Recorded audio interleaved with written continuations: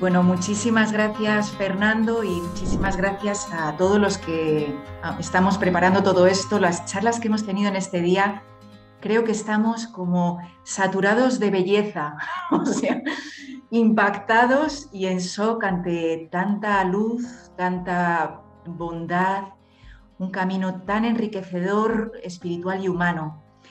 Y yo, bueno, soy misionera consagrada y estoy más dedicada al aspecto espiritual, ¿no? Si tengo algo de experiencia es desde ahí, ¿no? Pero es cierto que un camino espiritual, verdaderamente espiritual, es un camino de humanización. Y cuando hablamos de un proceso de sanación, como bellamente nos han reflejado casi todas las ponencias, siempre la sanación es una sanación integral, no es el desafío, es la integración de todos los ámbitos de la persona humana que necesitan caminar en armonía, ¿no? Como nos decían desde esta mañana. Bueno, mi pregunta y mi pequeña aportación mínima y muy reducida en tiempo, porque es grandísima y creo que es un pozo por descubrir, es hacerle una pregunta a Eti. Bueno, Eti, en este proceso de sanación, ¿qué lugar ha tenido Dios? No la idea de Dios, tu experiencia de Dios. Porque a veces es una de los grandes desafíos de la espiritualidad. Es decir, ¿la experiencia de Dios puede llegar a sanar?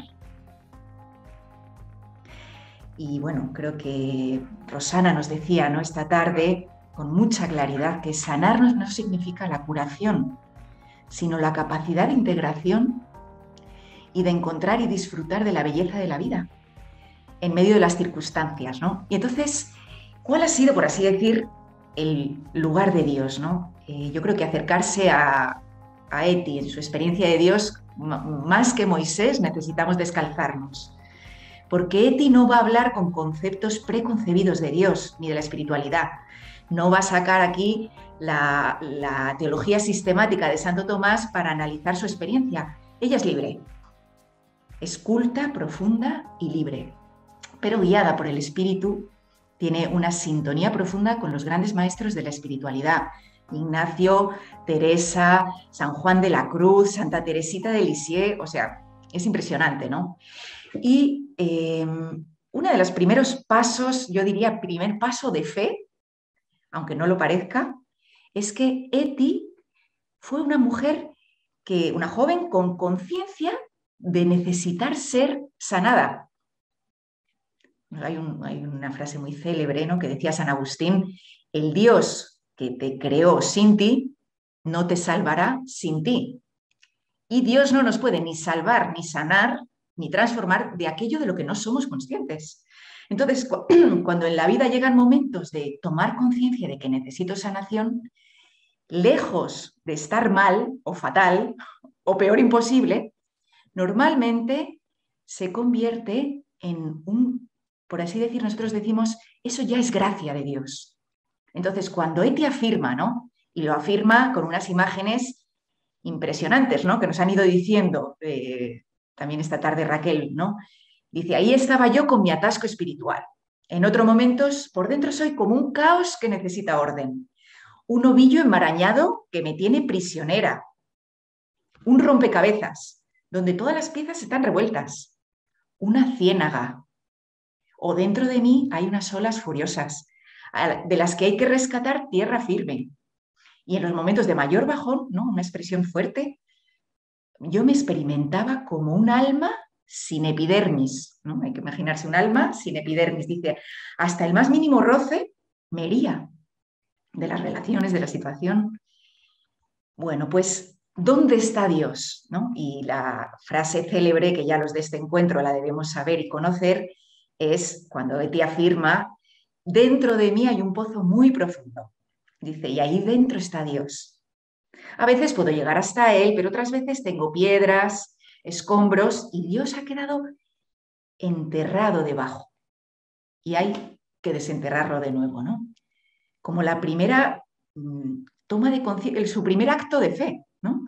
Un acto de fe que le hace consciente de que Dios la espera no cuando cure todas esas vivencias anteriores, físicas, psíquicas, espirituales, las de la aspirina, las del las de la tentación del chocolate, o sea, no fuera de todo eso, sino que en lo más profundo de todo eso se encuentra Dios. Dios está dentro y por eso su proceso de sanación es su proceso espiritual, guión de sanación, ¿no? Comienza con una gran toma de conciencia. Lo primero, la conciencia de necesitar ayuda. Lo segundo, la capacidad de pedir ayuda, porque a veces uno necesita ayuda, pero de ahí a pedir es un paso grande, ¿no? La tercera, la capacidad de confianza, de mediación. Hemos hablado mucho de Julius Speer. La capacidad de aceptar la mediación humana como camino hacia Dios.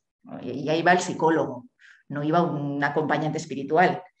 Pero la mediación humana es necesaria para que en el ámbito de confianza uno pueda abrir serenamente todas las vivencias que por miedo no salen a la luz, por miedo a no ser amados, y en un lazo de amor incondicional comienza a descubrir en lo más profundo de ella a Dios.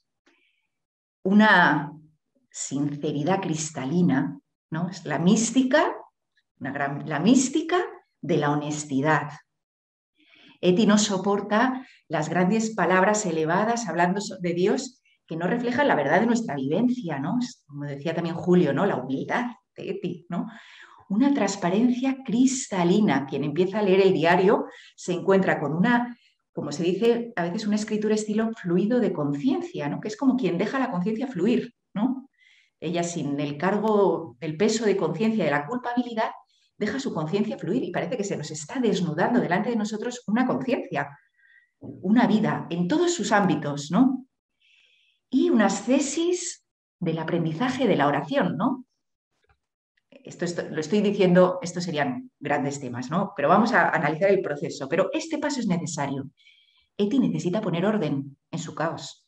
Y lo primero a ordenar es el tiempo, ¿no? Cuando uno está desordenado, se acuesta tarde, se levanta pronto, o al revés, desorden de la comida, desorden de la noche, ¿no? Y uno empieza, bueno, Eti comprende que tiene que ordenar su vida, ¿no? Y entonces tiene que dar un lugar a Dios. ¿Cómo lo da? ¿Cómo se lo da? Primero con el silencio. Un tiempo de silencio, mi propiedad inalienable, dice ella. Un tiempo de soledad en su escritorio. Una repetición de tal manera que ese lugar físico con el que intenta meditar, respirar, reflexionar, escucharse a profundidad, es el lugar donde empieza a entablar un diálogo con Dios, interrumpido por piedras y escombros, pero empieza a darse y al habituarse a ese lugar físico, en su proceso se produce un proceso de interiorización. De tal manera que ese escritorio y ese espacio físico y ese tiempo que le dedica a la meditación, al principio no se atreve a decir la oración y tarda mucho tiempo en abrir la palabra de Dios, no es espontáneo, no se siente preparada, se interioriza y lo tiene dentro, lo que irá llamando mi espacio interior, una frase tomada de Rilke, ¿no?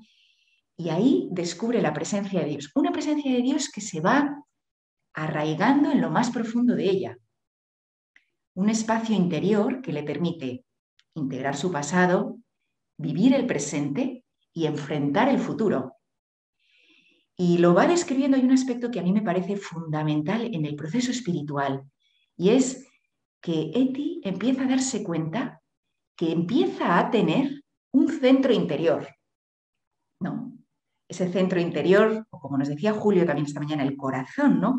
Que no es solo la sede de los sentimientos, sino también de los pensamientos, de las decisiones, ese centro interior que según ella decía de sí misma, ¿no? A mí me encanta, dice, yo era una mujer muy estable, pero que el más mínimo roce podía desequilibrarme por completo. O sea, mi equilibrio interior estaba completamente amenazado. De tal manera, dice, que yo iba por la calle y contemplaba unas piernas bonitas que yo no tenía y me arruinaba completamente el día por el hecho de no tenerlas. Y luego termina diciendo, bueno, aunque las mías tampoco están tan mal. Dice así, ¿no? Con su humor característico. O sea, quiero decir una mujer que experimenta que está sin centro, sin un lugar interior desde el que vivir y enfrentar la vida. Y entonces, claro, ella se pregunta, ¿qué puedo hacer? Porque para vivir equilibrada o en armonía, ¿no? Yo tendría que vivir una vida completamente excluida, un confinamiento como de los del principio de la pandemia, ¿no? Completamente en un convento, pero vamos, en la montaña, ¿no? Con poca gente o ermitaña. ¿Por qué? Porque, o sea, si el más mínimo roce es capaz como de desequilibrarme tanto, entonces, claro, la pregunta es, ¿cómo puede ser que una mujer tan aparentemente influenciable llegue a atravesar el horror del Holocausto con tanta entereza? El modo de hacerlo será el modo de la oración, porque ella es consciente desde el principio que su espiritualidad, como nos dijo también Fernando, no puede ser la de la política del avestruz, de la que se esconde de lo que está pasando en el mundo, sino que ella siente que su equilibrio interior y equilibrio exterior tienen que llegar a una unidad. Y lo encuentra, vamos, la gran batalla de su vida. Bueno, la gran batalla, ¿no?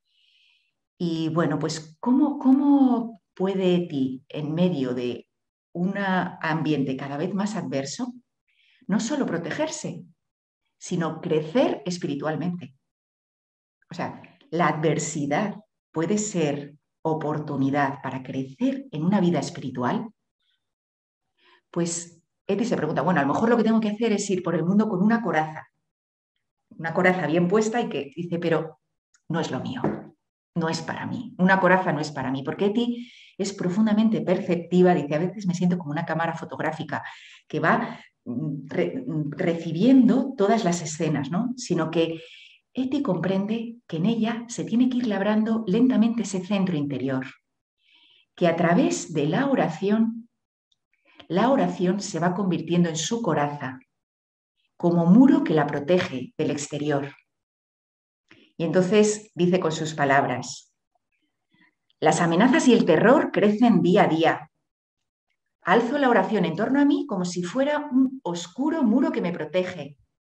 Me recluyo en la oración como en la celda de un convento y así salgo de nuevo más recogida, serena y fuerte. Dice más adelante. Y puedo imaginarme que llegarán tiempos en los que me pasaré días enteros arrodillada, hasta que sienta por fin que los muros protectores son lo bastante resistentes para impedir que vuelva a fragmentarme, perderme y desmoronarme. O sea, la oración se convierte en un muro protector. Y esta oración que nos invitaba Mamen, ¿no? Esta tarde, a arrodillarse, este arrodillarse no es, a veces lo podemos confundir con un arrodillarse, como hacemos muchos de nosotros, como ante el Dios que está fuera, ¿no? O sea, arrodillamos ante el sagrario, ¿no? O nos arrodillamos ante un Cristo como reverencia al Dios que está fuera, que está más allá, que está enfrente nuestro, que está en un diálogo. Eti se arrodilla para, escuchando su ser, su cuerpo, sus sentimientos, sus emociones, pueda llegar a conectarse con la fuente viva, con el Dios que está en el fondo. Entonces, ¿qué es el arrodillarse? Es el modo de oración, que será para ella luego un modo de vida, el modo de oración que le permite recoger las impresiones externas y transformarlas dentro de ella mediante el contacto con lo más profundo de su ser y del Dios que la habita. ¿Cuál es el miedo a desmoronarse? Perder el contacto con su centro interior. Y ese centro interior que va ganando fuerza y consistencia, ¿no? Porque ella dice, una frase que también a mí me parece admirable, dice, en mi centro interior hay una autoridad central, ¿no? Es decir, una autoridad es el que tiene la última palabra, ¿no? Nosotros decimos muchas veces así, la persona que tiene autoridad, el responsable, pues dice la última palabra sobre una cosa, ¿no? Bueno, pues tener en el centro interior una autoridad central significa para Eti que todas las dimensiones de su persona están influidas por la mayor fuerza que es la presencia de Dios. Dice, Dios, te doy gracias por toda la fuerza que me has dado. El centro interior desde el que se rige mi vida es cada vez más poderoso y centrado. Las numerosas impresiones del exterior se vuelven ahora maravillosamente compatibles. Y luego sigue diciendo un poquito más adelante, en mi reino interior hay paz porque existe una poderosa autoridad central. Y aclara un poco más adelante, creo que trabajo bien contigo, Dios mío. Estas son palabras de ti directamente. Que trabajamos bien los dos juntos. Cada vez te doy más espacio para vivir y también estoy empezando a serte fiel. Gracias, Dios, en mi gran reino interior reina la paz y la tranquilidad, gracias a la poderosa autoridad central que tú ejerces.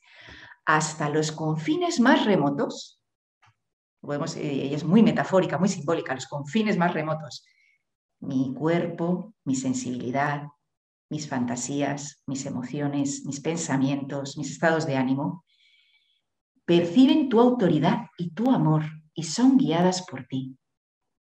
También su cuerpo, porque dice en una carta el 25 de enero del 42, le escribe a una amiga, Aimee Van Satten, le dice, y una vez que Dios tomó posesión, ¿no?, del lugar donde todavía reside, en ese momento me desaparecieron de golpe el dolor de cabeza y el dolor de estómago. Dios empieza a ocupar en ella el lugar central de su vida. Esto estamos hablando del 9 de enero de 1942, después de un año, donde ella celebra su cumpleaños el 3 de febrero, que fue el día que conoció a Julius Speer, y el 3 de febrero para ella es su cumpleaños, porque he vuelto a nacer a una nueva vida, a la vida en abundancia, a una vida conectada con la fuerza interior, ¿no? Y es ese Dios que la habita, la que poco a poco empieza a hacerse el norte que mueve, el motor, perdón, que mueve todos los otros pasos, ¿no?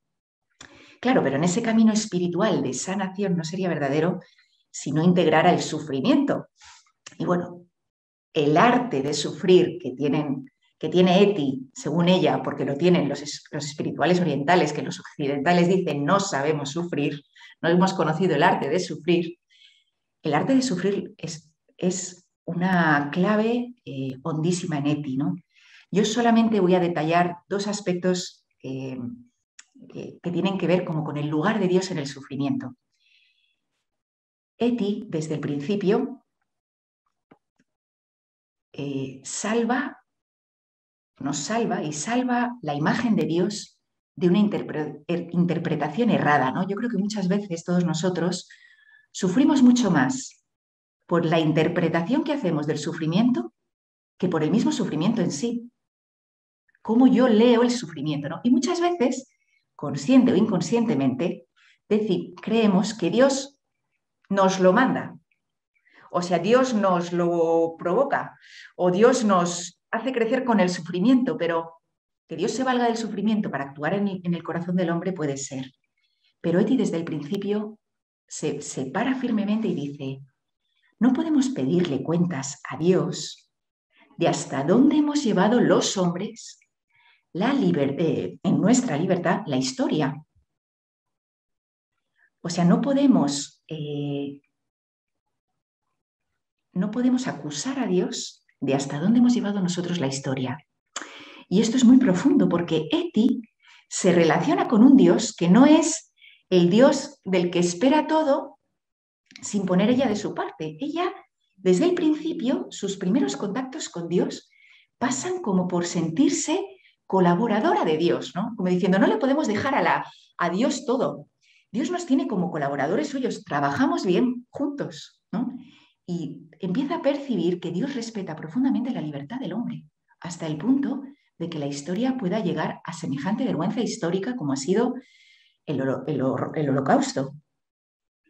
Y otro rasgo así sencillo, ¿no? Y de cara al sufrimiento, que ya han dicho muchas veces, es que para Eti el tener un espacio interior y conectarse con Dios le pone en conexión con todos los hombres.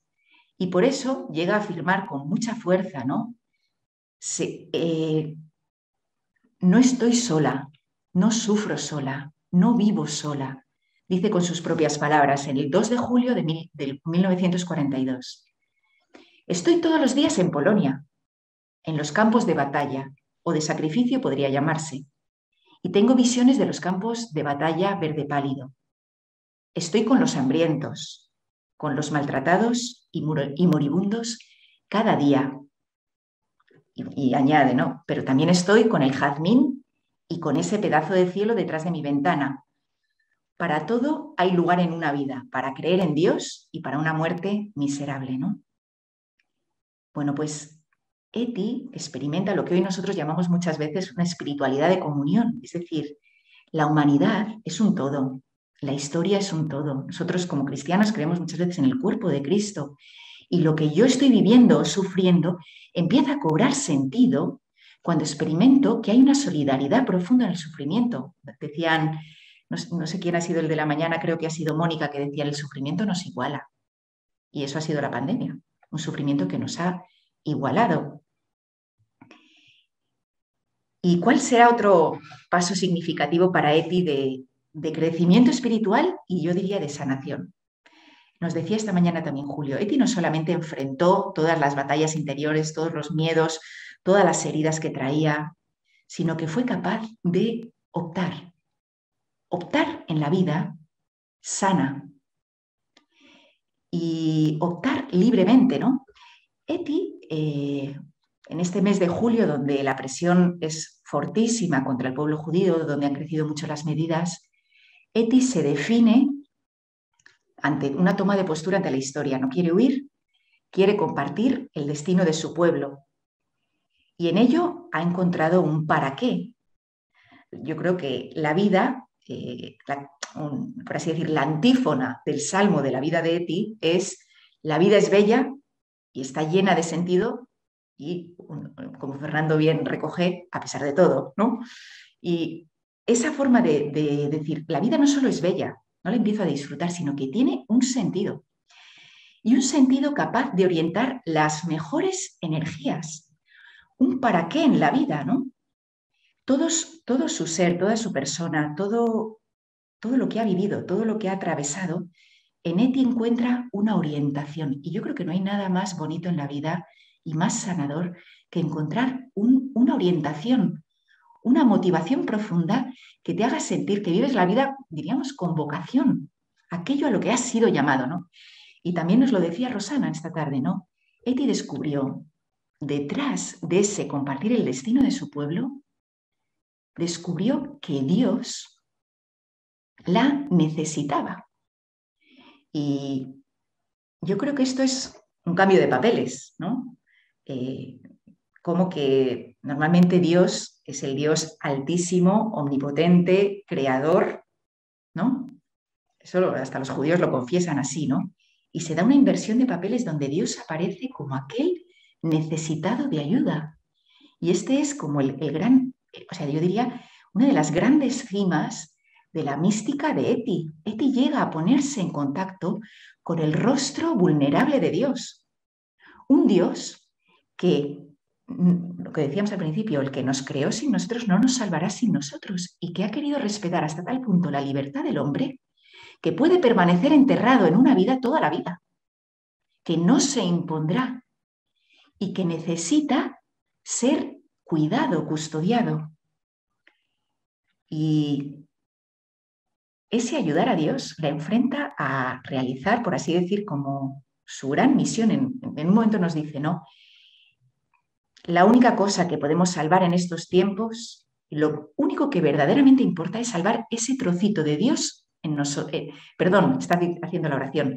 Es salvar un trocito de ti en nosotros, Dios mío. Y tal vez podamos colaborar a descubrirte en los afligidos corazones de otras personas. Y así, con cada latido, dice más adelante, me resulta claro que tú no puedes ayudarnos, ¿no? Cuando uno escucha esto, o sea, lo digo porque nos hemos acostumbrado, pero que Dios no puede ayudarnos, sino que somos nosotros los que debemos ayudarte, defendiendo hasta el final la fortaleza en nuestro interior en la que tú moras. Eti descubre que la vida que nace y nace desde lo más profundo desde dentro, es la presencia de un Dios vulnerable, débil, que necesita de nuestra acogida, que a Dios podemos acogerle o no, le podemos dar lugar o no. Y es precioso, ¿no? Eti empieza una relación que empieza a decir, le empieza a decir a Dios, ¿no? Dios, el Dios que la habita, dice, pero en algún rincón de mi interior ese jazmín sigue floreciendo, ¿no? Antes ha dicho que el jazmín externo ha quedado completamente destrozado. Yo creo que es una imagen que refleja el mundo exterior está destrozándose, pero no puedo negar que en mi interioridad, dentro de mí, Dios habita y en mi interior el jazmín sigue floreciendo, imperturbable, tan exuberante y delicado como siempre. Dice, y exhala su perfume por la casa en la que moras, Dios mío, y te llevaré todas las flores que encuentre en mi camino, Dios mío. Y de verdad que son muchísimas, ¿no? Eti está diciendo, te llevaré todas las flores es, te llevaré todo lo bueno que voy percibiendo en la vida, ¿no? Y procuraré que te sientas lo mejor posible conmigo.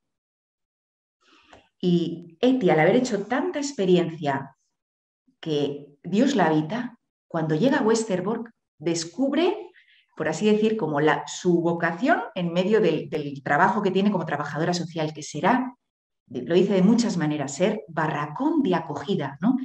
Lo escribe así, ¿no? Como con todo su deseo, dejadme ser el barracón de acogida para todo lo mejor que hay en ustedes. Y lo describe así, ¿no? Dice, escuchar lo más hondo de las personas para que se pueda desenterrar a Dios en los corazones.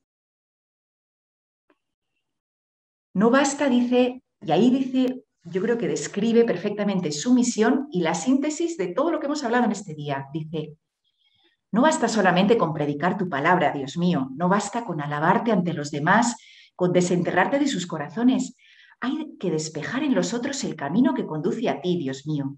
Y para eso hay que ser un gran conocedor del alma.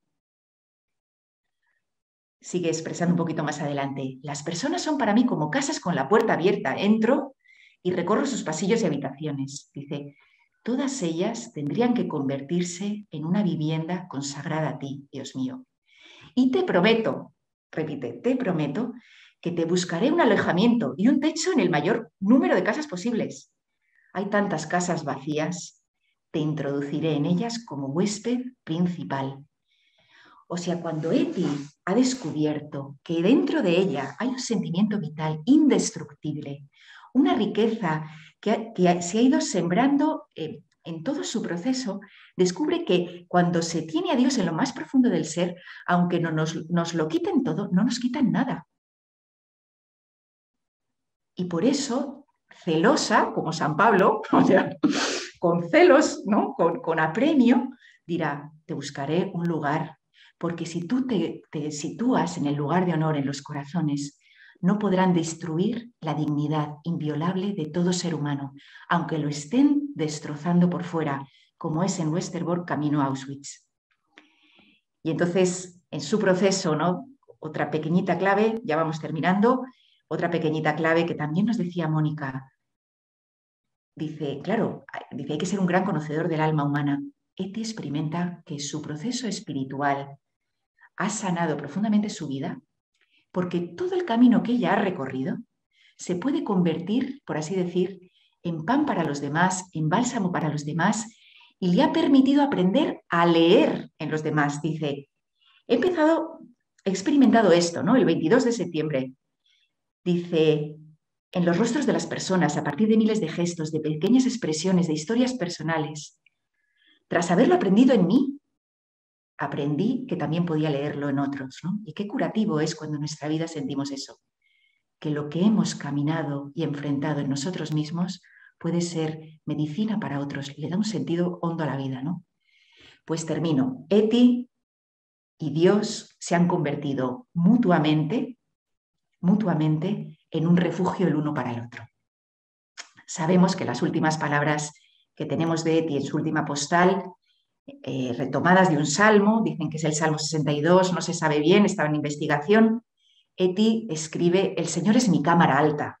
En la traducción del Salmo 62 también dice mi baluarte, es decir, el lugar donde me refugio.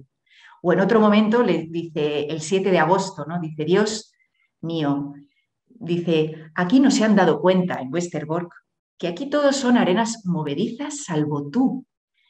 y termina diciendo una frase impresionante a su amiga María, ya voy terminando, le dice: María, el 2 de septiembre, a 5 días de subirse al tren, le escriben una carta a María Twinsing, a la que le dio los diarios para que llegaran a clase Smelly. Le dice: y a pesar de todo, la vida, en su profundidad insondable, es tan maravillosamente buena, María, no puedo dejarlo de pensar. Hemos de asegurarnos, y aquí viene la frase grande, María, de que Dios esté en buenas manos, a pesar de todo. Impresionante, ¿no? Parece que Dios es como un bebé, ¿no? Una mujer que ha tenido un aborto provocado por ella. Dios se ha convertido en una vida, como un bebé que necesita de nosotros y necesita que lo desenterremos, ¿no? Y hay una frase final. Claro, sabemos todos que después de Auschwitz, la gran pregunta es: Dios, entre interrogantes, después de Auschwitz, después de tanto mal, ¿podemos seguir creyendo en Dios? Que te diría, no solo en Dios, creemos en Dios y en los hombres y mujeres, ¿no? Pero dice, Eti no tiene dudas, dice, sin embargo, tendrá que quedar alguien para dar testimonio más adelante de que Dios vivió incluso en estos tiempos. ¿Y por qué no iba a ser yo ese testigo? Bueno, pues que Eti nos ayude a desenterrar a Dios en la historia como hizo ella y en este tramo de la historia que nos toca a nosotros. Gracias.